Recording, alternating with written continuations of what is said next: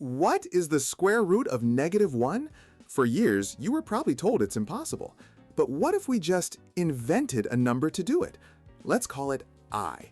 We define it with one rule. I squared equals -1.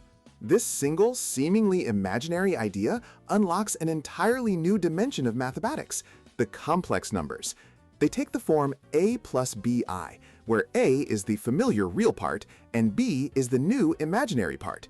Suddenly, numbers aren't just a line, they are a whole two-dimensional plane.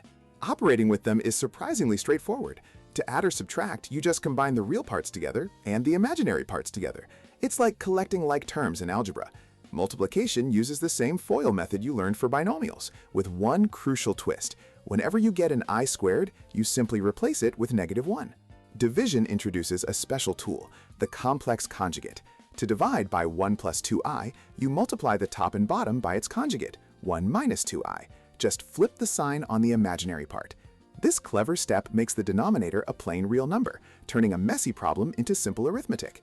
And this solves equations that were once unsolvable.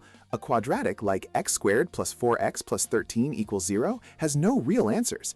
But in the complex world, it has two perfect solutions, -2 plus 3i and -2 minus 3i. In fact, it turns out every quadratic equation has two solutions here. This isn't a loophole, it's a deeper truth about numbers. This isn't just theory. Complex numbers are the bedrock of electrical engineering, quantum mechanics, and signal processing. The imaginary unit I helps design the very real circuits in your phone and describes the fundamental nature of our universe. It's the number we had to imagine to better understand reality.